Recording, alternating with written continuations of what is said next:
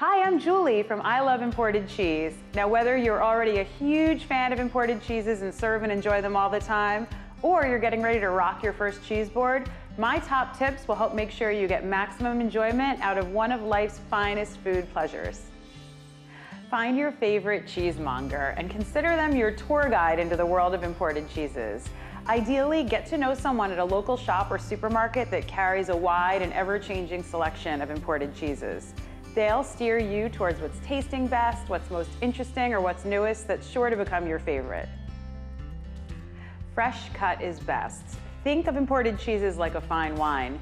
Exposure to air diminishes their flavors in a surprisingly short amount of time. So if you're visiting your favorite cheesemonger, have them cut some cheese fresh from the wheel for you.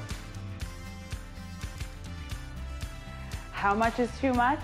As delicious as imported cheeses are, it's really hard not to go overboard at the shop. But it's best to purchase more frequently in smaller amounts to enjoy maximum flavor. Now, a good rule of thumb, if you're hosting friends, is to get 1 to 2 ounces of each type of cheese per person. Time for a warm-up. As hard as it can be to wait, imported cheeses are best enjoyed at room temperature, so never serve them straight out of the fridge. Serving them cold hinders their natural flavors and aroma, so be sure to plan ahead and take them out about an hour before you're ready to serve. Compose a killer selection. So when it comes time to putting together a cheese board, it's best to stick with at most 5 or 6 cheeses to avoid overwhelm.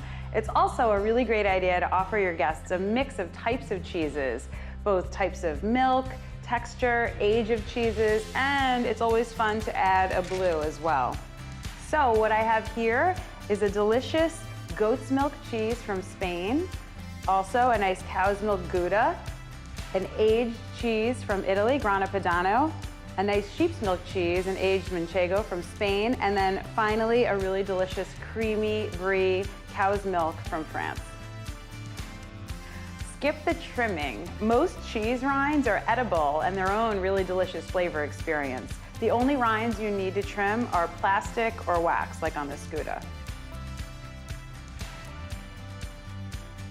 Know your knives. It's best to put out a different knife for each cheese so you don't wind up with goat cheese that tastes like a bit of gorgonzola with a hint of Gouda in it. Here are the best knives for each type. Soft cheeses need a thin knife or a knife with holes to help with slicing, while harder cheeses do best with a cleaver or a wedge to cut chunks.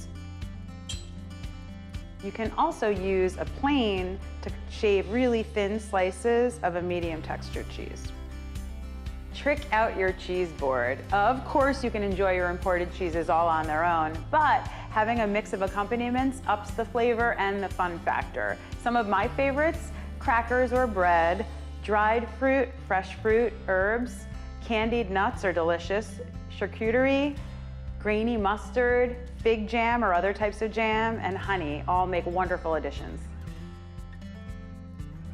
If you somehow have any leftovers, now cheeses actually have live cultures that need a little bit of air to breathe. So when you're going to store leftover cheese, it's best to wrap them in wax paper, parchment paper, or you can use special cheese storage paper or cheese storage bags. After wrapping it up tightly, you're going to want to put it in an individual bag or optimally a glass container.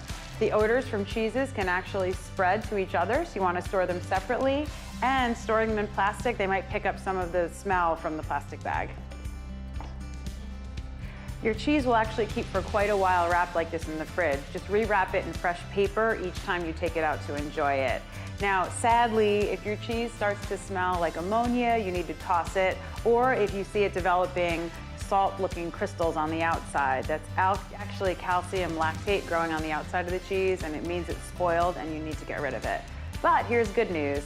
If your hard cheese grows a little bit of mold, it's very easy to just shave it off and the cheese is still perfectly good for you to enjoy.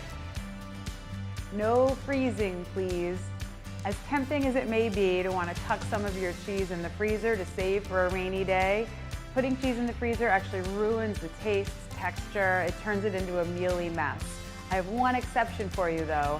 Always save the rinds from hard-aged cheeses like this Parmesan Reggiano or imported Pecorino Romano. They add an amazing flavor boost to soups and stews. You can just simmer them right in, so always save your rinds. Thanks for watching. For more great tips about imported cheeses, including recipes, videos, serving, and travel ideas, be sure to visit iloveimportedcheese.com.